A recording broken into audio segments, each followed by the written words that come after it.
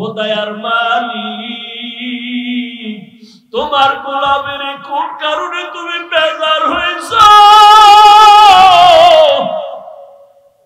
হেদায়েতের দরজায় ফিরাইয়া দাও রে মালিক।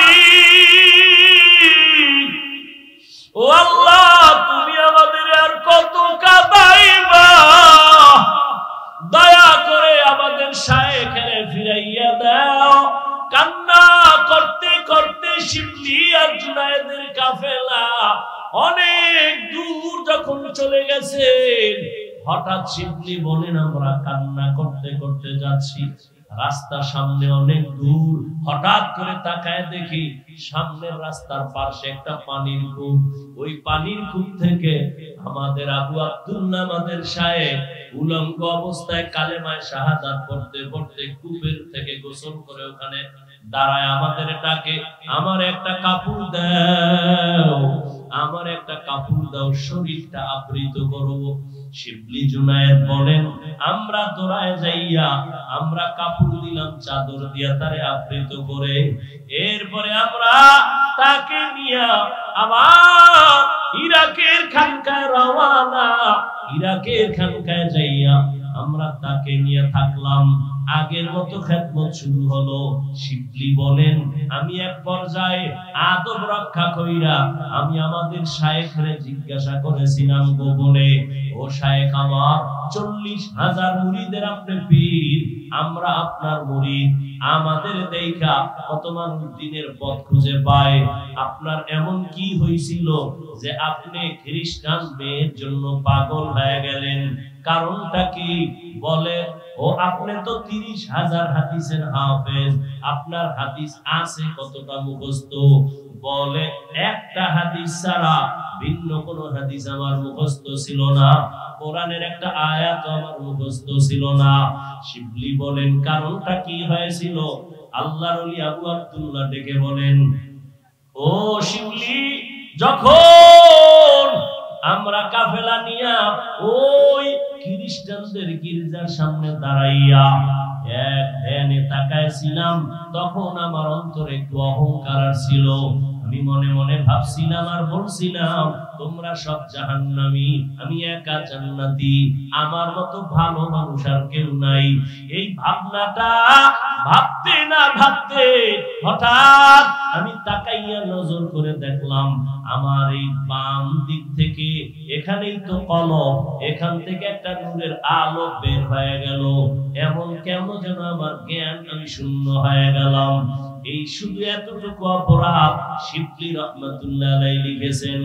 এই যে নিজের বড় মনে করেছেন অহংকারী, আল্লাহ বেজার হইয়া কলবের নূর নিয়ে গেছে।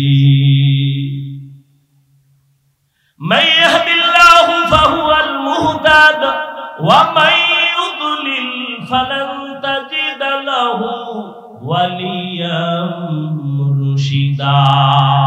শিবলি বললেন, সাহেব, আপনাকে রাস্তা থেকে ধরে আমরা খানকায় নিয়ে আসছি, আপনি তো খ্রিস্টান মেয়েটাকে বিবাহ করার জন্য আপনি তার বাড়ি গেছেন। বলে, হ্যাঁ, বিবাহ কি হইল? কয়, না, হয় নাই। 1 বছরের টাইম দিছে তারে আমাকে বিয়া দেওয়ার ক্ষেত্রে, এর আগে দিবে না, আমি এখনো পারি নাই, 1 বছর টাইম তো হলো না। আল্লাহ আমাকে আবার এই খানকায় ফিরায় দিছেন। আল্লাহর কাছে হেদায়েতের দোয়া করো, আল্লাহ পাক রব্বুল আলামিন যেন এই হেদায়েতের উপরে মজবুতি অর্জন করার তৌফিক দান করে। এদিকে আল্লাহ তাআলা কয়, এরে আবু আব্দুল্লাহ, যেই মেয়েটাকে তুই নেওয়ার জন্য পাগল, ওই মেয়েটাকে তুই নিবি হারাম ভাবে না, আমি আল্লাহ তোর জন্য হালাল পন্থায় রাস্তা খুলে দিতেছি। এবার বুঝেন কত বড় ওলিয়ে কামেল, যার মুরিদ জুনায়েদ বাগদাদী। সেই জুনায়েদের পীর ইরাকের জমিনে সেই সময় তার মুরিদের সংখ্যা 40,000,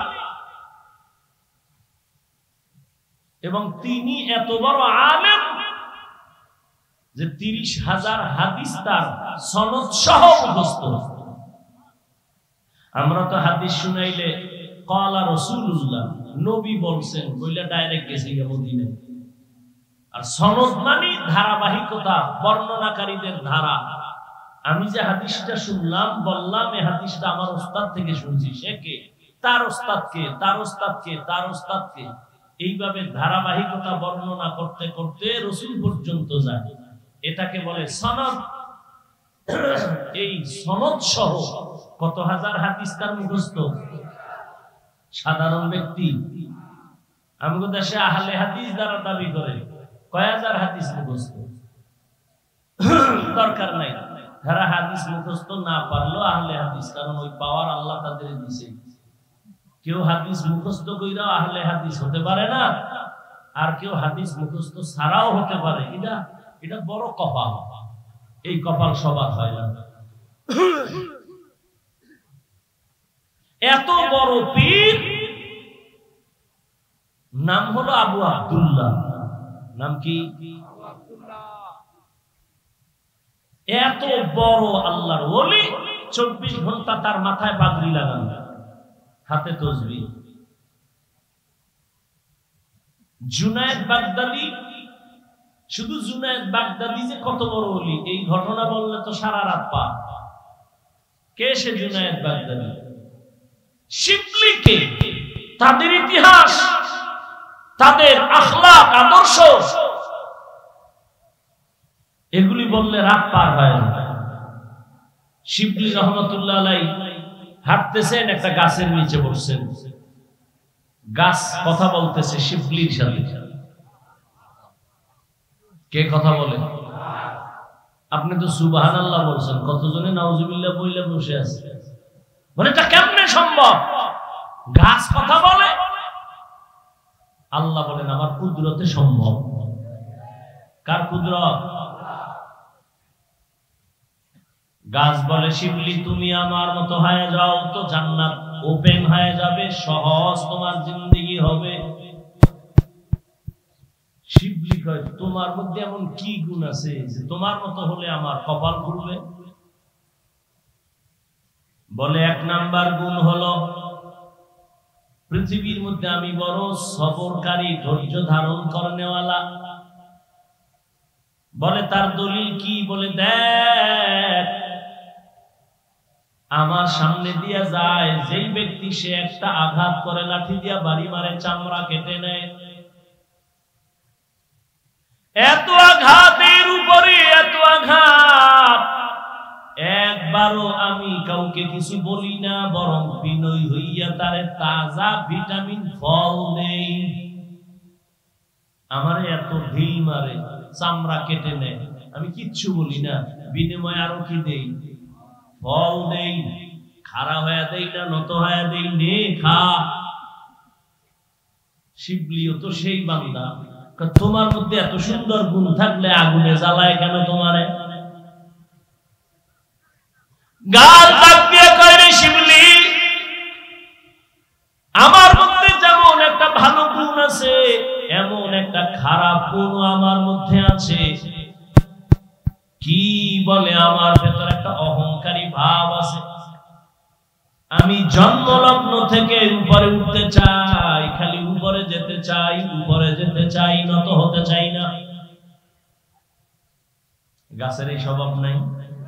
কই অহংকার দমনের শাস্তি আগুন। অহংকার। শিবলি বলে 2 সবক পাইলাম তোমার থেকে। 1 সবক ধৈর্য, আমি আল্লাহর কাছে চাই তোমার মতো ধৈর্য ধারণকারী হয়ে যায়। আর 1 সবক পাইলাম অহংকারী হওয়া যাবে না। আল্লাহ অহংকার মুক্ত জীবন দান করেন। হেদায়েতের মালিক কে? ওই 40,000-এর মুরিদের পীর আবু আব্দুল্লাহ জুনায়েদ শিবলি সহ সফরে রওনা। যাইতেছে যাইতেছে যাইতেছে যাইতেছে, অনেক দূরে চলে গেলেন। হঠাৎ এক জায়গায় গিয়ে দেখে খ্রিস্টানদের বিশাল এলাকা। আপনারা ঢাকা থেকে যদি ওই 300 ফিট দিয়া নরসিংদী যান বা গাজীপুর দিয়া যান, গোরাশাল হইয়া গেলে ওখানে একটা বিশাল এরিয়া আছে, দেওয়াল করা খ্রিস্টান পাড়া, বিশাল। আর এখন তো খ্রিস্টান মিশনারিরা টাকা দিয়া দিয়া ওই উত্তরবঙ্গে চট্টগ্রামে মানুষকে টাকা দিয়া দিয়া খ্রিস্টান বানায়। এগুলো বললে বলবে আমরা উগ্রবাদী, আর আমাদের বিরুদ্ধে কিছু বললে আমরা কোনো জবাব দিতে পারবো না, তো আমরা ভালো। আল্লাহ হেদায়েত দান করুন। জুনায়েদ বাগদাদি শিবলি রহমাতুল্লাহ আলাইহি চলছেন,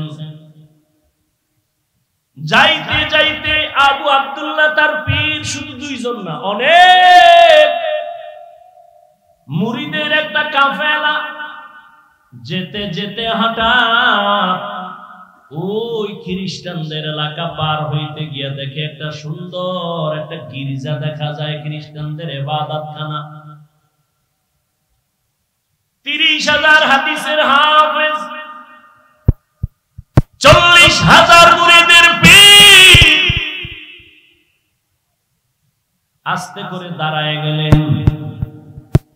জুনায়েদ শিবলির কাফেলাকে বললেন, তোমরাও দাঁড়াও। খ্রিস্টানদের গির্জার দিকে এক নজরে তাকায় রইলেন, যেন কি ভাবলেন। এইবার কিছুক্ষণ দাঁড়ায় থাইকা মুরিদেরা কিছু জিগায়ও না, বেয়াদবি যদি হয়ে যায়। কতটা আদব তারা চিন্তা করে চলতেন। বলে চলো, যাইয়া কিছু দূর পরে ওই খ্রিস্টান পাড়ার এক মাথায় গিয়া দেখে আবু আব্দুল্লাহ জুনায়েদ বাগদাদির পীর। নজর করে দেখেন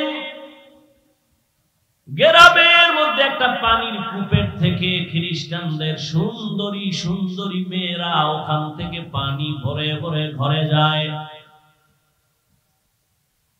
আবু আব্দুল্লাহ 40,000 মুরিদের পীর ওখানেও দাঁড়ায় গেলেন। এক নজরে খ্রিস্টানদের ওই পানি মেয়েরা যে নিয়ে যায় সুন্দরী, এক নজরে তাকায় থাকলেন দীর্ঘক্ষণ। শিবলিও কিছু বলে না, জুনায়েদও কিছু বলে না, না জানি বেয়াদবি হয়ে যায়। কারণ আল্লাহ আলাদের হিসাব আলাদা। আল্লাহ আলাদের আল্লাহ এমন কিছু পাওয়ার দান করেন যেটা সাধারণ মানুষকে আল্লাহ দান করেন না। যেমন থানবী রহমাতুল্লাহ আলাইহির ঘটনা দেখেছি। তিনি একদিন সফরে রওনা, দেখে এক গ্রাম এলাকায় মেয়েরা পানি নেয়। একই ঘটনা, ওইটা এটা এক না, সেম এই লাইনে পানি নিতেছে মেয়েরা। থানবী এক নজর তাকাইলেন। দীর্ঘ টাইম তাকানোর পরে ওখান থেকে চলে গেলেন খানকায়ে ইমদাদিয়া। মুরিদদের মধ্যে গুঞ্জন শুরু হইল, হুজুর এটা করলো কি? মেয়েদের দিকে দীর্ঘ টাইম তাকায় রইল, কারণ কি? কিন্তু জিজ্ঞাসা করে না। থানবী রহমাতুল্লাহ আলাইহি বুঝতে পেরেছেন এদের অন্তর একটু দোলা খায়। ডাক দিয়া বললেন, ও ভক্তরা, বলো কি যেন তোমাদের অন্তরের মধ্যে সন্দেহ দৌড়ায়, বলো। একজন মুরিদ ডাক দিয়া কয়, হযরত, রাস্তায় চলার পথে ওই এলাকার মেয়েদের দিকে তাকাইলেন কেন? বুঝলাম না। হযরত বললেন, যাও তোমরা একজন গিয়া তার বাড়ি খবর নাও, খবর নিয়ে তারপরে আবার আসো। 2-3 জন মুরিদ ওখানে গেলেন। যাইয়া দেখে ওই বাড়ির মধ্যে শুধু কান্নার আওয়াজ। যেই সুন্দরী মেয়েটা পানি নিয়ে বাসায় গেল, সে আর দুনিয়ায় জিন্দা নাই। মুরিদেরা চলে আসছে। হযরত, যেই মেয়ের দিকে তাকাইছিলেন পানি নেওয়ালা, ওই বাড়ি কান্নার আওয়াজ, ওই মেয়ে আর বেঁচে নাই। থানবী কয়, আমি মেয়ের দিকে একবারও তাকাই নাই, আমি আমার আল্লাহর কুদরতের মহব্বতের নজর দিয়ে তাকায় দেখছিলাম। আজরাইলের আনাগোনা চলতেছে ওর উপর। পাওয়ার কে দিছেন? আল্লাহ দেন। কাকে দিবেন? মুত্তাকিন যারা তাদেরকে, কোন গাঞ্জাখোরের দিবেন। কারণ অনেক গাঞ্জাখোর আছে কিন্তু অলৌকিক পাওয়ার দেখায়। এক গ্লাস পানির মধ্যে আঙ্গুল রাখিয়ে দেবে, দেখ এটা মিষ্টি হয়ে গেছে। আপনি মুখে দিয়ে দেখবেন চিনি ফেল, কাছে তো বড় বাবা। বাবা না, বাবা না, শুধু বাবা নয়, কাবা কাবা। ভালো করে মনে রাখবেন, অলৌকিক পাওয়ার আল্লাহ দেখাইবেন আল্লাহর প্রিয় গোলাম মুত্তাকিনদের দ্বারা। কিন্তু যদি দেখেন একজন বেনামাজি পর্দা করে না, সে যদি অলৌকিক কিছু দেখায়, এটা আল্লাহ দেখান না, এটা ওর কুফরি কালাম আর জিনের খেলা।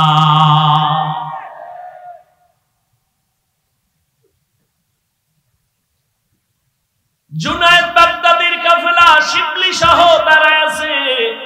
খ্রিস্টানদের মেয়েদের দিকে এক নজরে তাকানো, 30,000 হাদিসের হাফেজ, 40,000 মুরিদের পীর, নজর যে দিছে আর সরায় না।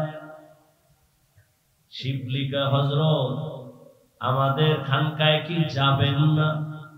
নজর ঠিক সরায় না, ইশারা দিয়ে কয় তোমরা যাও, যাও, আমি যাব না। শিবলি আতঙ্কিত হয়ে গেলেন, পাগলের মতো হয়ে গেলেন। ব্যাপার কি বুঝলাম না। হযরত আপনি যাবেন না কেন?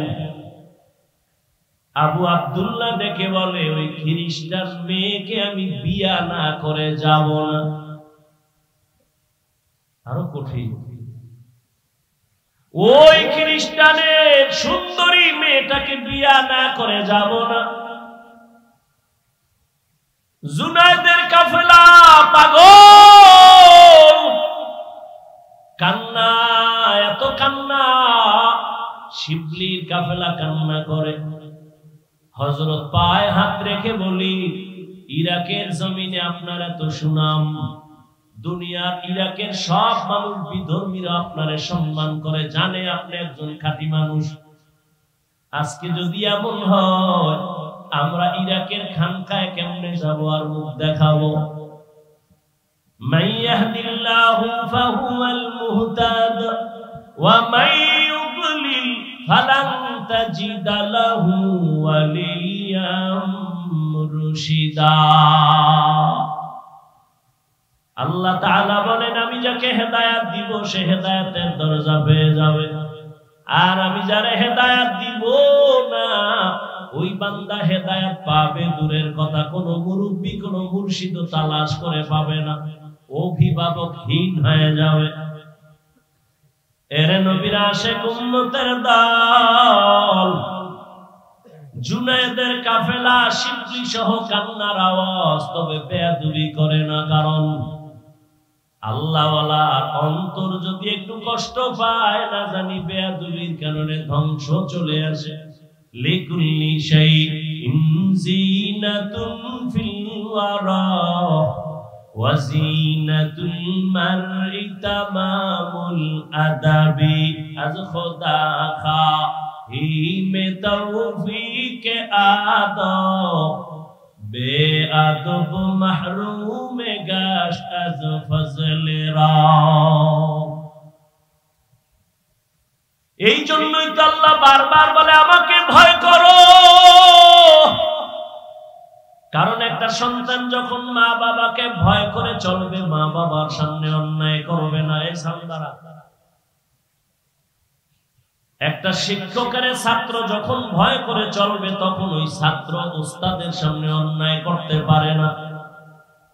যেই মানুষ আমার আল্লাহর আযাবের ভয় নিয়ে চলবে, ওই বান্দা গলায় ছুরি লাগাবে, গালের মধ্যে কখনো অস্ত্র লাগাবে না। हर के दारत खौफे हक़दार दिल मदाम जन्नतुल मावा देहद उरा मकाम। এজন্যই তো যে আয়াত আমি পড়েছি, আল্লাহ বলেন আমাকে ভয় করো। শুধু কি মুমিনকে বলেছেন, আল্লাহ পাক নবী যার কোনো গুনাহ নাই তাকেও বলেন, ইয়া আইয়ুহান নাবিয়্যুত্তাকিল্লাহ ওয়া লা তুতি'ল কাফিরিনা ওয়াল মুনাফিকিন। আপনাদের কষ্ট হইলে মোনাজাত দিয়ে দিবেন, কিন্তু ডিস্টার্ব করবেন না, নিজের ক্ষতিও করবেন না, অন্যের ক্ষতি করার অপচেষ্টা করবেন না। মানুষ পুলিশে ধইরা থানায় নিয়ে বেতের বাড়ি দেয়, কাঁদে না। আর বেহেশতের বাগানে আল্লাহর প্রিয় ওলিরা বয়ান করেন আর মানুষ কাঁদতে থাকে, ওরে মারে কে? থানায় পুলিশ আসামি নিয়ে বেতের বাড়ি দেয়, চোখে পানি নাই, আর আল্লাহ ওয়ালাদের মজলিসে বসে মানুষ কাঁদতে থাকে, ওরে মারে কে? বড় কঠিন বিষয়। পাথরওয়ালা দিল হয়ে গেল, চিন্তা নাই কয়দিন এই দুনিয়ায় থাকবো। অসুস্থ মানুষটারে ডাক্তার বলে যা চাই দিয়ে দেওয়ার, বেশি দিন বাঁচবে না। কিন্তু বহু অসুস্থ মানুষ এখনো আছে, সুস্থ মানুষ তার সামনে থেকে চলে গেছে। এরকম হয় না? কয়দিন আর জীবনের বাহাদুরি করবা? আল্লাহর মোহাব্বত অন্তরে নিয়ে, আল্লাহর ভয় অন্তরে নিয়ে চলো রে আল্লাহর গোলাম। আল্লাহ বলেন আমাকে ভয় কর, জবানটারে হেফাজত করো, আমি আল্লাহ এর বিনিময়ে তোমার সব আমল কবুল করে নিব, জীবনের সব গুনাহ মাফ করে দিব। যারা আল্লাহ এবং রাসূলের অনুসরণ করবে তারা বিনা হিসাবে জান্নাতে যাবে। এরে আল্লাহর গোলাম, আল্লাহ পাকের কুদরত। কত মা বাবায় সন্তানের দ্বীনের পথে নিতে চায়, মা বাবায় চায়, সন্তান চায় না। আবার অনেক সন্তান দ্বীনের পথে চলতে চায়, মা বাবা রাজি হয় না। সেদিন একটা ছেলে এসে কান্না করলো, হুজুর একটু দোয়া করবেন আমার মা বাবার জন্য। আমি যে একটু দাড়ি রাখছি, নামাজ পড়ি, আমার মা বাবা আমারে ভালো নজরে দেখে না। কেমন মা বাবা? এরে আদর্শ নগরের মুসলমান, দুনিয়া থেকে তো বিদায় হয়েই যাবা, কি রেখে যাইতেছ? হিসাব দুইটা, দুনিয়ায় কি রেখে যাবা, সাথে কি নিয়ে যাবা, আর কোন হিসাব নাই। জীবনে তো দুনিয়ার পেছনে কম দৌড়াইলা না, টাকার পেছনে, ক্ষমতার পেছনে কম দৌড়াইলা না, কিন্তু ফলাফল কি হইল? বাড়ি কইরা কি লাভ হলো? বাড়ির মধ্যে ঘুমানের তোমার কপাল নাই, ওই বাড়ির কোন লাভ আছে? ওই টাকার বাহাদুরি করে কি লাভ হবে? যেই টাকা ব্যাংকে থাকবে কেউ খাইতে পারবে না। দুদক নোটিশ দিয়া দিছে 10 তলা বিল্ডিং কেমনে করছো, হিসাব দে। হিসাব চাওয়া মাত্র ঘুম হারাম হয়ে গেল। এই বিল্ডিং এর থেকে খেরের ঘর আর টিনের ঘরে থাকা অনেক ভালো। এরে আল্লাহর বান্দারা, নবী বলেন দুই জিনিস হেফাজতের জিম্মাদারি যদি নাও, আমি নবী তোমাকে জান্নাতে নেওয়ার জিম্মা নিব। এক হলো জবানের হেফাজত করো, দ্বিতীয় লজ্জাস্থানের হেফাজত করো। এই দুইটা জিনিস হেফাজতের জিম্মা যদি নাও, আমি নবী তোমাকে জান্নাতে নেওয়ার জিম্মাদারি নিব। হেদায়েত বড় কঠিন। আমি মাঝে মাঝে বলি, মুরব্বি মাইনা চলি, এরপরে ঠিক থাকা যায় না। আর যারা মুরব্বি মানে না, এদের উপায় কি? মাইলে মোমেন সোয়ে মোমেন মিশাওয়াত, মাইলে কাফের সোয়ে কাফের মিশাওয়াত। সোহবতে সালে তোরা সালে গুনাদ, সোহবতে তালে তোরা তালে গুনাহ। 40,000 মুরিদের ভিড় কই গেছে? ভুলে গেছে কোথায়? খ্রিস্টান পাড়ায় দাঁড়ায় আছে। শিবলি জুনায়েদের কাফেলা কান্না করে পা ধরে চলেন। কিতাবে লেখে তাদের কান্নায় গাছের পাতা পর্যন্ত মনে হয় কাঁদে। কিন্তু 30,000 হাদিসের হাফেজ আল্লাহওয়ালা আবু আব্দুল্লাহর দিল নরম হয় না।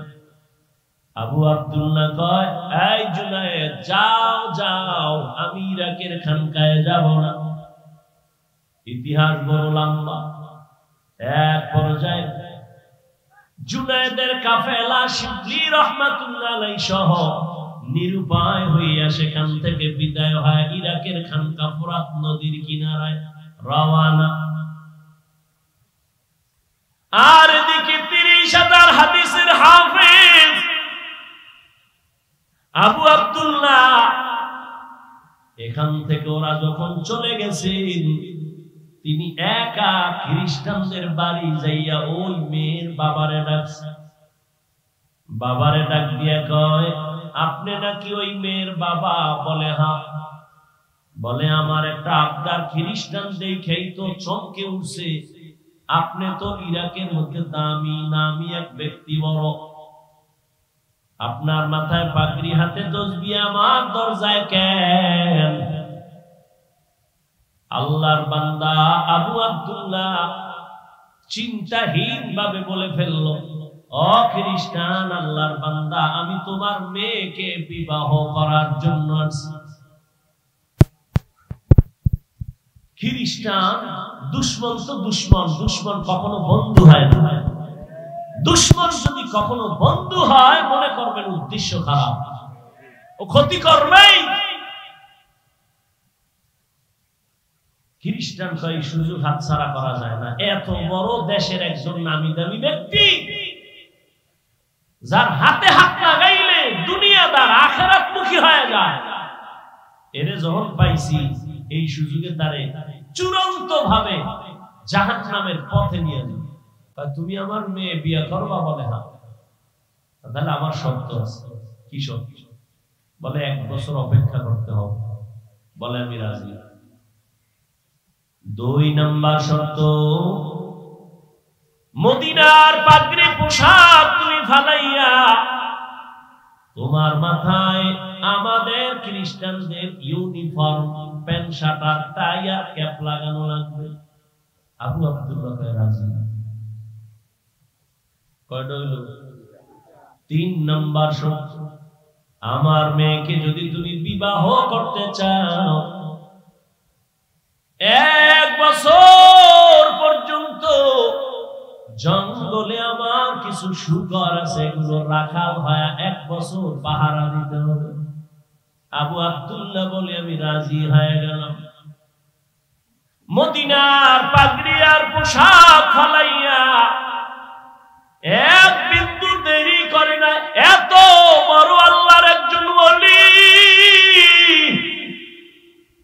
গোটা ইরাকে যার এত নাম,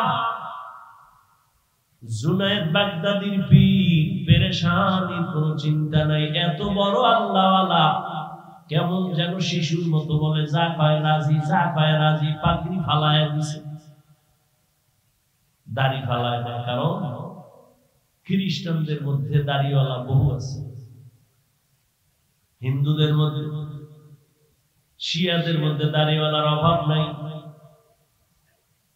এখন দাড়ি হয়ে গেছে অনেকের ফ্যাশন। আগে কামাইতো, এখন এই থোতার গোড়ায় একটু রাখে, ডিজাইন ডিজাইন হয়ে গেছে। ডিজাইন ঠিক রাখতে চাই, কিছু কপাল গোড়ারা রাখে, রসুলের সুন্নত হিসেবে রাখে না। ওই যে আমরা ওয়াজ করতাম, দোনো হাতের কবজা দিয়ে খাও, এটা মানে না। করোনায় কানে ধরাইছি, আমারই কয় 2 বেদনি কেমন ধোয়ায় পাইছে, পকেটে একটা এরকম মেডিসিনের বোতল লয়ে ঘুরে, কতক্ষণ যায় চাপ দিয়া, এরকম কি তুমি ওযু করবানি? কয় না, করো না। আর আমরা যে উলামায়ে কেরাম বয়ান করছি, 2 হাতের কবজা ধুইয়া খাইতে বসো, মদিনার সুন্নাত মানে নাই, হুজুরগো কথা কানে নেয় না। অথচ এই জমিনে উলামায়ে কেরাম টুপিওয়ালা এই জাতির চিরন্তন বন্ধু, আর সব হলো ধান্দাবাজ। এই উলামায়ে কেরাম এই জাতিকে যা দিয়েছে তা কেউ দেয়নি। উলামায়ে কেরাম জীবনের নিঃস্বার্থ বন্ধু আর সব স্বার্থপর, কিন্তু ঘুরে ফিরে দোষ সেই আলেমের দিকে, গুলি সে আলেমের দিকে, বিপদ সব তাদের নিয়ে। আল্লাহ হেদায়েত দান করুন। অথচ মহামারী করোনার ভেতরে ট্রিপল মাস্ক লাগাইছে, মরবে না তিনটা। এরকম দুই কুলাঙ্গার ছেলে বাবারে ধরছে করোনায়, মরেই গেছে।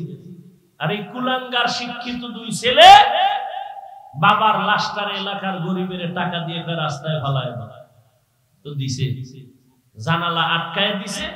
বাবার লাশের জানাজা হলো না কুকুরে খেলো আর দেখে নেই। ইতিহাস ভুলে যায় না জাতি। যুবক, সেই করোনার লাশ একটা না, শত শত লাশ আমার দেশের টুপিওয়ালারা উলামায়ে কেরাম কাঁধের মধ্যে নিয়ে গোসল করায়া, কাফন পরায়া, জানাজা পরায়া কবরে রেখেছেন। একজন হুজুরও করোনায় মরেন। এই জাতিকে এই আলেমরা যা দিয়েছে কেউ দেয়নি। হ্যাঁ, তুমি বলবা আমাকে টিনের বাড়ি দিছে, আমাকে টাকা দিছে। আমি বলবো ৫,০০০ টাকা দিলে তোমাকে ৫ লাখ টাকার ধান্দায় পেরেশানিতে ফেলে তোমাকে ফকির বানাই। দেখো না, লোন আর কিস্তি দিতে দিতে মইরা গেছে, লাশের জানাজা হয়ে গেছে, কবরের সামনে দাঁড়ায় গেছে, লাশ নেওয়া যাবে না ভেতরে, কিস্তি দাও। আল্লাহ হেদায়েত দান করুন। আমাদের দেশের এক বেচারা চিনি না, জীবনেও ৩ বার মাদ্রাসায় আইয়া খালি ঘুরে দেখা টাকা করা। আমি দেখি লোকটা খুব ঘুরে, একটা গেঞ্জি পরা লম্বা মানুষ। তো একদিন ডাকলাম এদিকে, ভাই কোথা থেকে? আমি থাকি এখানে, এই যে রূপগঞ্জ থানা, বাড়ি আমার পটুয়াখালী। তো এই ৩ বার আসতেছেন, কি চান? আপনার সাথে একটু স্পেশাল পার্সোনাল কথা বলবো। তো বললাম আসেন, বলেন। কথা বলে না, কাঁদতেছে। আমি বললাম বলেন কি সমস্যা? তো বলতেছে আমার একটা মেয়ে উপযুক্ত বিবাহের কাছাকাছি, আর আমার বউ আর আমি একটা ছোট্ট রুম আর একটা বারান্দা নিয়ে ভাড়া থাকি। কারো থেকে টাকা উঠাই আমি লোন আই না, সুদে একটা পিকআপ কিনছি। পিকআপ, ছোট পিকআপ আছে না, মালটানে কিনা ওরে মাসে মাসে কিস্তি দেয়, আরে পিকআপ চালাই। এমন মুসিবত, করোনা আসলো, পিকআপ অ্যাক্সিডেন্ট হলো, এখন আমি নিজেও খেতে পারি না, কিস্তিও দিতে পারি না। আমারে এই দুঃখ অত কাঁদায় না, কিন্তু কাঁদায় এজন্য ওই পাওনাদার ওই মানুষগুলো আমার বাসায় এসে আমার মেয়েকে মারে, আমার স্ত্রীকে মারে। আমি কি করবো? কাঁদতেছে অঝর ধারায়। সুদ খাইয়া কেউ শান্তি দিতেছে, একটা প্রমাণ দিলে আমি সুদের বিরুদ্ধে রস করবো। আল্লাহ হেদায়েত দান করুন। তুমি টাকার বাহাদুরি দেখাও আর রাস্তায় ঘুরো, চায়ের দোকানে বলো, মাদ্রাসায় পড়ে লাভ কি? যাকাত ফিতরা খায়। বলেন তো কতটার জবাব দিব? আচ্ছা বলেন আমাকে, আপনার এখানে সব শিক্ষিত মানুষ, যাকাত দিবে কে? গরিব না ধনী? কাকে দিবে? গরিব। মাদ্রাসায় গরিব নাই? কম না বেশি? এতিম নাই? তার প্রত্যেকটা মাদ্রাসায় এতিম ফান্ড আছে, ওখানে আলাদা টাকাগুলো যাকাতের জমা হয়, ওদের পেছনে টাকা ব্যয় হয়। তো যাকাতের টাকা গরিবরা খাবে না? তুমি তো চুরির টাকা খাও, তুমি তো সুদের টাকা খাও, তুমি তো ঘুষের টাকা খাও। এটার কোনো টেনশন নাই। মাদ্রাসার যাকাত খায় কেন, এ নিয়ে টেনশন। ওই যে কথা আছে গ্রামে, দেখতে নারী চরম বাঁকা। আল্লাহ হেদায়েত দান করুন। হালাল ভাবে তারা জীবন যাপন করে, একটা হারাম নয়। এই রকম মাদ্রাসায় জমি ভারতের ভেতরে ব্রিটিশরা 200 বছর শোষণ করেছে। মাদ্রাসা জ্বালায় দিয়েছে, হাজার হাজার আলেমকে গলায় ফাঁস দিয়া গাছের সাথে রাস্তায় লাশ ঝুলায় রাখছে। এই ভারতে কোন ইসলামের আওয়াজ থাকবে না, আলো থাকবে না। আল্লাহ সিদ্ধান্ত করলেন ভারতেই হবে ইসলামের আলো পাওয়ার হাউস। তাই হলো, সারা দুনিয়াতে যত ইসলামের বাতি জ্বলে সবগুলোর পাওয়ার হাউস দাও বলো। কথা বলেন না কেন? কোন মায়ের সন্তান সাহস থাকলে দাঁড়ায় বলতে পারবে সারা বাংলাদেশে যে রাজনীতির ময়দান বলেন, তাবলীগের ময়দান বলেন, পীর মুরিদির ময়দান বলেন, সহিভাবে ভণ্ডামি নয়, সহিভাবে যত খেদমত আছে ইসলামের লাইনে সবগুলো খেদমতের পেছনে দেওবন্দীদের অবদান অস্বীকার করার কোন সুযোগ নেই। আল্লাহ হেদায়েত দান করুন। কওমি মাদ্রাসা কমছে না বাড়ছে? চরমোনাই কমতেছে না বাড়তেছে? এর কারণ কি? একটাই কারণ, বিরোধিতা করা। বিরোধিতা করছে এই জন্য কওমি মাদ্রাসা বেড়ে গেছে। বিরোধিতা করার কারণে চরমোনাই বাড়তেছে। কথা ঠিক না? বিরোধিতা করার কারণে তাবলীগের খেদমত কমছে না বাড়ছে? দুই দল হইয়া আরো পাল্লা দেয়, কে কার আগে আগায় যাবে। বাকি কিছুটা ওই যে অহংকারের বয়ান করতেছি, ঝামেলা সেখানে। আল্লাহ সবাইকে বিনয়ী হওয়ার তৌফিক দান করেন। দেখেন তো দিন শেষে তো ইসলামেরই বদনাম। কি ভাই, দিন শেষে তো আমাদের ইসলামের বদনাম। একটা মানুষ যদি চিন্তা করে যে না কিছু হোক বা না হোক ইসলামের বদনাম হতে দিব না, তাহলে আর কোনদিন ঝগড়া থাকে? আল্লাহ সবার মধ্যে বিনয়ী হওয়ার তৌফিক দান করেন। বয়ান শেষ করে দিব, আর 2-4 মিনিট হবে না? আল্লাহ সবাইকে কবুল করুন।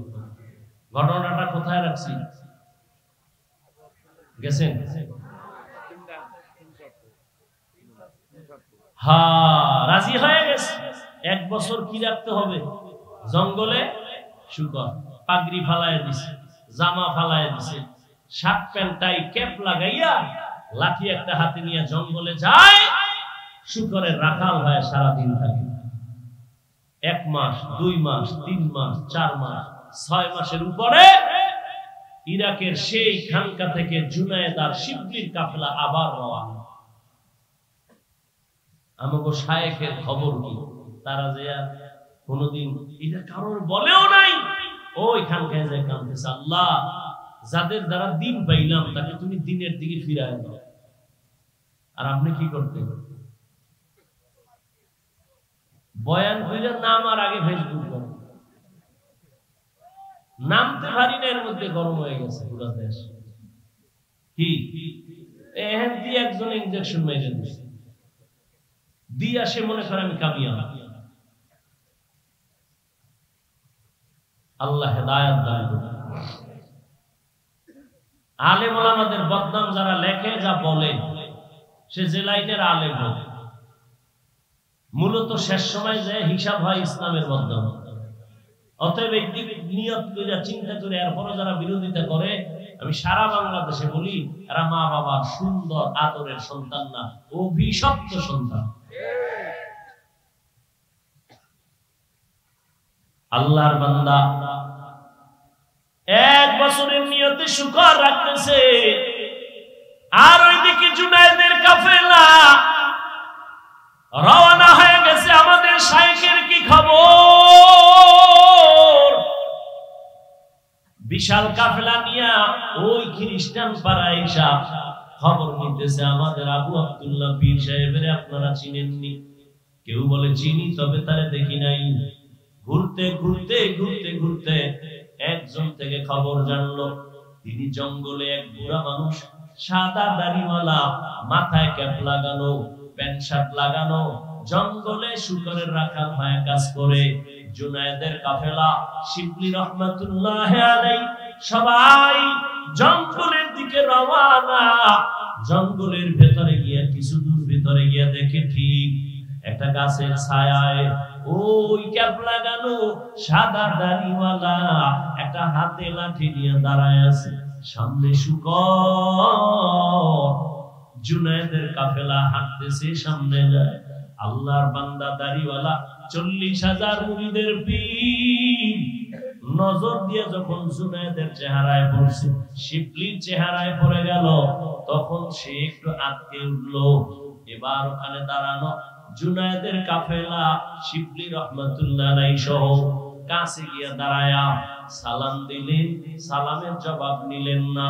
এবার বললেন, হযরত আর কতদিন আমরা নিরুপায় হয়ে গেলাম, আপনার মাধ্যমে দ্বীনের আলো পেয়েছি, চলেন আমাদের খানকায়, ইরাকের মানুষগুলো বহুদিন আপনাকে দেখে না, চলেন। এইভাবে বলতে বলতে শুনে না, না যাও যাও, আমি 1 বছর পর এখান থেকে যাব। এবার কান্না শুরু হয়ে গেল। কিতাবের মধ্যে লেখে এমন কান্না শুরু হয়ে গেল জুনায়েদের কাফেলা, এই পরিমাণ কান্নার আওয়াজ, শুকরগুলো চোখের পানি ছেড়ে কাঁদতেছে, গাছের জঙ্গলের পাতা থেকে পানি ঝরতেছে। এটা আল্লাহ তাআলার কুদরতের খেলা। আল্লাহ তাআলা দুনিয়ার মানুষের দৃষ্টান্ত দেখাইবে হেদায়েতের কারণ। আল্লাহর বান্দাদের এত কান্না, এত কান্না, এত কান্না, আবু আব্দুল্লাহর দিলটা নরম হয় না। শুকর কান্না অবস্থা, গাছের পাতা নরম হয়ে গেছে, কিন্তু আবু আব্দুল্লাহর চোখ নরম হয় না, দিল নরম হয় না। তারা নিরুপায় হয়ে এবারও যাবে যাবে ভাব, পা জড়ায় ধরে কান্দে, ও আমাদের শাইখ, আর কয়দিন আল্লাহর ওয়াস্তে চলেন আমাদের ইরাকের খানকা, কে শুনবে তার কথা? বলে যাও যাও, আমি যাব না। অনেক দূর আগাইয়া জুনায়েদের কাফেলা দীর্ঘ সময় থাকলেন, কান্না করলেন, এরপরও তার দিল নরম হয় না। পরিশেষে তারা এবারও নিরুপায় হইয়া ইরাকের রাস্তায় রওনা হয়ে গেছে। শিবলি রহমাতুল্লাহ আলাইহি বলেন, আমরা কান্না থামাই না, রাস্তা দিয়া যাই, আর খোলা আকাশে মালিকের দিকে হাত উঁচু করে কান্না করি। জুনায়েদের কান্না, আমি শিবলির কান্না, পুরা কাফেলার কান্না চলে। ও দয়ার মালিক, তোমার গোলামের কোন কারণে তুমি বেজার হয়েছো? হেদায়েতের দরজায় ফিরাইয়া দাও রে মালিক। ও আল্লাহ, তুমি আমাদের আর কত কাঁদাইবা? দয়া করে আমাদের শায়েখের ফিরাইয়া দাও। কান্না করতে করতে শিবলি আর জুনায়েদের কাফেলা অনেক দূর যখন চলে গেছে, হঠাৎ শিবলি বলেন, আমরা কান্না করতে করতে যাচ্ছি, রাস্তার সামনে অনেক দূর, হঠাৎ করে তাকায় দেখি সামনের রাস্তার পাশে একটা পানির কূপ। ওই পানির কূপ থেকে আমাদের আবু আব্দুল্লাহ, আমাদের শায়েখ, উলঙ্গ অবস্থায় কালেমায়ে শাহাদাত পড়তে পড়তে কূপের থেকে গোসল করে ওখানে দাঁড়ায় আমাদের ডাকে, আমার একটা কাপড় দাও, আমার একটা কাপড় দাও, শরীরটা আবৃত করব। শিবলি জুনায়েদ বলেন, আমরা দৌড়ায় যাইয়া আমরা কাপড় দিলাম, চাদর দিয়া তারে আবৃত করে। এরপরে আমরা তাকে নিয়ে আবার ইরাকের খানকায় রওনা। ইরাকের খানকায় যাইয়া আমরা তাকে নিয়ে থাকলাম। আগের মতো খেদমত শুরু হলো। শিবলি বলেন, আমি এক পর্যায়ে আদব রক্ষা কইরা আমি আমাদের শায়েখরে জিজ্ঞাসা করেছিলাম গোপনে, ও শায়েখ আমার, 40,000 মুরিদের আপনি পীর, আমরা আপনার মুরিদ, আমাদের দেখা কত মানুষ দিনের পথ খুঁজে পায়, আপনার এমন কি হয়েছিল যে আপনি খ্রিস্টান মেয়ের জন্য পাগল হয়ে গেলেন? কারণটা কি? বলে, ও আপনি তো 30,000 হাদিসের হাফেজ, আপনার হাদিস আছে কতটা মুখস্থ? বলে, একটা হাদিস ছাড়া ভিন্ন কোন হাদিস আমার মুখস্থ ছিল না, কোরআনের একটা আয়াত আমার মুখস্থ ছিল না। শিবলি বলেন, কারণটা কি হয়েছিল? আল্লাহর ওলি আবু আব্দুল্লাহ ডেকে বলেন, ও শিবলি, যখন আমরা কাফেলা নিয়া ওই খ্রিস্টানদের গির্জার সামনে দাঁড়াইয়া এক ধ্যানে তাকাইছিলাম, তখন আমার অন্তরে একটু অহংকার ছিল।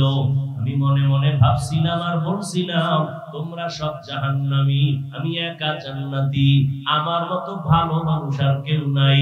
এই ভাবনাটা ভাবতে না ভাবতে হঠাৎ আমি তাকাইয়া নজর করে দেখলাম আমার এই বাম দিক থেকে, এখানেই তো কলব, এখান থেকে একটা নূরের আলো বের হয়ে গেল। এমন কেমন যেন আমার জ্ঞান, আমি শূন্য হয়ে গেলাম।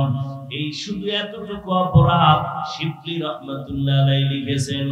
এই যে নিজের বড় মনে করেছেন অহংকারী, আল্লাহ বেজার হইয়া কলবের নূর নিয়ে গেছে।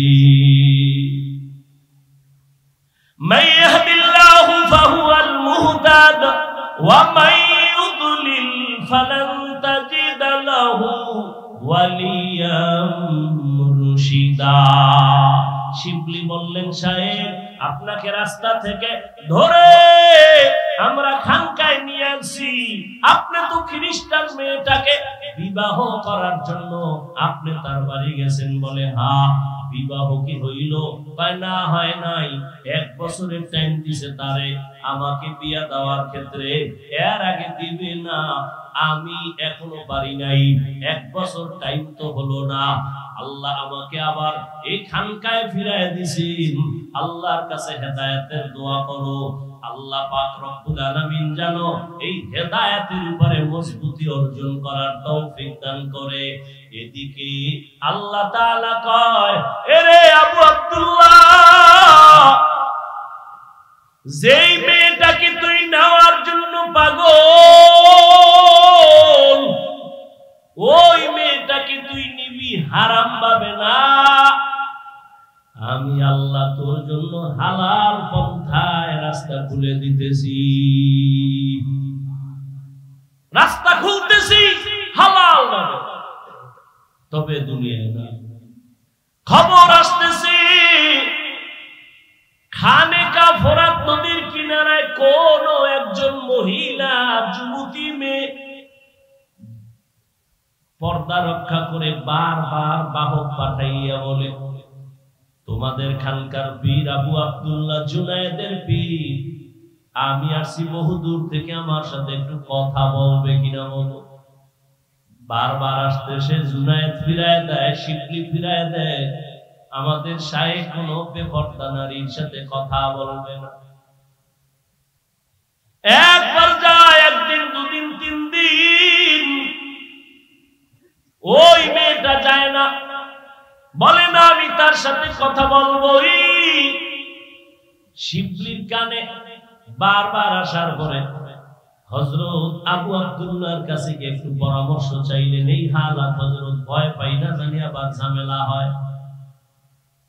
আগে তার ঠিকানাটা নেও। ঠিকানা যখন নিয়ে আসে তখন দেখে যেই মেয়েটারে বিয়া করার জন্য মদিনার পোশাক ফালাইছি, ওই খ্রিস্টান মেয়েটা তার খানকার ওই দূরে দাঁড়ায়া কথা বলার অপেক্ষায় আছে। মেয়েটা প্রস্তাব দিয়েছে, হযরত যদি বেয়াদবি না নেন, আমি নতুন ভাবে তার কাছে কালেমা পড়ে মুসলমান হতে চাই। এরে পর্দার আড়ালের আম্মা জান, ধন্য আপনাদের জীবন। আপনারা তো নবীদের মায়ের মতো মা, সাহাবায়ে কেরামদের মায়ের মতো মা। এত নেয়ামত আল্লাহ আপনাদের দান করেছেন। এই দুনিয়ায় যত ভালো সন্তান আছে আপনাদের অবদান। এরে আম্মা জান, আপনারা তো খাদিজা রাদিয়াল্লাহু তাআলা আনহার মতো নারী, ফাতেমা রাদিয়াল্লাহু তাআলা আনহার মতো নারী, খাদিজা রাদিয়াল্লাহু তাআলা আনহার মতো নারী। আপনারা তো ইসমাঈল নবীর মা হাজরা আলাইহিস সালামের মতো নারী। আপনারা তো ঈসা নবীর মা মারইয়াম আলাইহিস সালামের মতো নারী। এরে আম্মা জান, এই দুনিয়ায় আল্লাহর বড় দুশমন ফেরাউন, তার স্ত্রীর নাম কি জানেননি? আসিয়া। ওই আসিয়া এত বড় বেঈমানের ঘরে থাইকাও আল্লাহর পেয়ারা হয়ে গেলেন। রহমতের নবী বলেন, কিয়ামতের দিন জান্নাতে আসিয়ার সাথে আমার বিবাহের ব্যবস্থা হয়ে যাবে। এরে আম্মা জানেরা, হেদায়েতের মালিক আমার আল্লাহ। আল্লাহ সন্তান দিয়েছেন, একটা সন্তানকে কি পারলেন না আদর্শওয়ালা বানাবেন? আমি আপনাদের একবারও বলি নাই, বলবো না যে ছেলেটারে আপনি হুজুর বানায় দেন, ডাক্তার বানাইলে জাহান্নামে যাবেন, বলবো না। বরং আপনার ছেলেকে ডাক্তার বানান, ইঞ্জিনিয়ার বানান, প্রফেসর বানান, জানি না, তবে আমার দাবি বেয়াদব বানাবেন না। আদর্শ ডাক্তার হবে, ধন্য হবে আপনার জীবন। আদর্শ ইঞ্জিনিয়ার বানাবেন। কোনদিন যেন আপনার সন্তান মা বাবার সাথে অন্যায় করে না, আলেমের সাথে বেয়াদবি না করে, পীর মাশায়েখের সাথে কখনো যেন বেয়াদবি না করে, শিক্ষকের সাথে যেন বেয়াদবি না করে। আল্লাহর বান্দি যখন প্রস্তাব দিল আমি তার হাতে মুসলমান হতে চাই, আল্লাহর ওলি ফিরায় দেওয়ার তো কোনো সুযোগ নাই। একজন বিধর্মী যদি জান্নাতের পথে যেতে চায় তাকে বাধা দেওয়া যাবে না, তবে তারে আগে জিগাও আমার খানকার ঠিকানা পাইলো কেমনে। মেয়েটারে ডাকলো, জিজ্ঞাসা করা হলো, এ আল্লাহর বান্দি তোমার বাড়ি বহুদূর, তুমি এখানে কেমন করে আসছো? বলে আমি দীর্ঘ 6 মাস স্বপ্নে দেখতেছিলাম ইরাকের খানকার ওই আল্লাহওয়ালা আবু আব্দুল্লাহ রে, আমি তার হাতে মুসলমান হয়ে যাব। ইসলামের ঘেরান আমার নাকে লাগতেছিল, আমি পাক্কা নিয়ত করে আসছি। স্বপ্নে আমাকে বলা হয়েছে মা বাবা সাইরা কালেমা পড়তে পারবেনি, আমি রাজি হয়ে হ্যাঁ বলেছি। আমি এখন কালেমা পড়ার জন্য আসছি। আমাকে স্বপ্ন দেখাইছে ফোরাত নদীর কিনারায় খানেকায় চলে যাও, আমি চলে আসছি। আল্লাহর ওলি পর্দার আড়ালে রাইখা মেয়েটারে মুসলমান বানায় দিছে। এরপরে বলছে এখানে থাকো, খানার আয়োজন দিছে, সবক দিছে, এগুলো আদায় করো। কিছুদিনের মধ্যে এই আল্লাহর বান্দি হঠাৎ অসুস্থ হইয়া দুনিয়া থেকে বিদায় হয়ে গেল। আল্লাহর ওলি শিবলি বলেন আমাদের শায়েখ এই মেয়েটাকে মুসলমান বানায় দিয়েছেন। কিছুদিনের মধ্যে মোটামুটি আমল করতে করতে অসুস্থ হয়ে আল্লাহর বান্দি চলে গেলেন। এরপরে এর কিছুদিন পর আমাদের শায়েখ আবু আব্দুল্লাহ দুনিয়া থেকে চলে গেলেন। এবার দুনিয়ায় আর তাদের সাক্ষাৎ হলো না, মোলাকাত হলো না। মনে মনে ভাবতেছিলাম আবু আব্দুল্লাহ আমাদের শায়েখ বিবাহের জন্য এত পথ বাড়াইলেন, 1 বছরের কিনারায় মেয়েটাও জায়গায় আসলো, বিয়ে তো আর হলো না। শিবলি রহমাতুল্লাহ আলাইহি বলেন দীর্ঘদিন পর আমি একদিন ঘুমের ঘরে স্বপ্ন দেখি ওই আমাদের পীর, 40,000 মুরিদের পীর, 30,000 হাদিসের হাফেজ, তাকায়া দেখতেছি দুজন জান্নাতের বাগানে দুজন বিচরণ করতেছে। প্রশ্ন করলাম কি হালাত? বলে আমাদের দুজন জান্নাতে বিবাহের ব্যবস্থা হয়েছে। আউলিয়ারা কারে উকবা ইখতিয়ার জাহেদারা কারে দুনিয়া ইখতিয়ার মাইলে মোমেন সোয়ে মোমেন মিশাওয়া মাইলে কাফের সোয়ে কাফের মিশাওয়া। এরে আল্লাহর বান্দারা ও পর্দার আড়ালের মা বোনেরা, কয়দিন আল্লাহকে নিয়ে কবরের দিকে যান। ওই বেঈমান ফেরাউনের ঘরে আসিয়া এত বড় বেঈমানের ঘরে থেকে আমার আল্লাহকে ভুলেন নাই। ফেরাউনের ঘরে থাইকা আমার আল্লাহর পেয়ারা বান্দি হইয়া কবরে চলে গেছি। আল্লাহ মা বোনদের আবেদা হিসাবে কবুল করেন, আদর্শ সন্তানের মা বাবা হওয়ার তৌফিক দান করেন, আমিন। সবাই আমিন বলেন। মোনাজাত যাদের লাগবে না, বহু বুজুর্গ আছে, গুনাহ নাই, মোনাজাতেরও কি নাই, প্রয়োজন নাই। অথচ যাদের গুনাহ আছে তারা চিন্তা করবে এই মজলিস আমি আগামী বছর পাবো কিনা, হায়াত আমার থাকবে কিনা। আজকে পাইলাম, মা বাবার জন্য একটু দোয়া করে যায়। কি মা বাবার জন্য দোয়া করে যাবেন? মিথ্যা বললেন না, সত্য বলেন, যাবেন। মা বাবার জন্য কিন্তু দোয়ার প্রয়োজন আছে। কারা কারা যাবেন দোয়া করে? আল্লাহ সবাইকে কবুল করুন। মা বাবার দোয়া আপনি একা একা করবেন, কবুল হওয়ার গ্যারান্টি আছে? কিন্তু এই মজলিসে যদি করেন একজনেরটা কবুল হলে সবারটা কবুল হয়ে যায়। এই দোয়া শরীক হবেন না চলে যাবে? বলেন সবাই। আল্লাহ সবাইকে কবুল করেন। যে মা বাবার এই দোয়ার সুযোগ পেয়েও দোয়ায় শরীক হবে না, তাদের কপাল ভালো কিনা আল্লাহ ভালো জানেন। আল্লাহ সবাইকে মাফ করেন।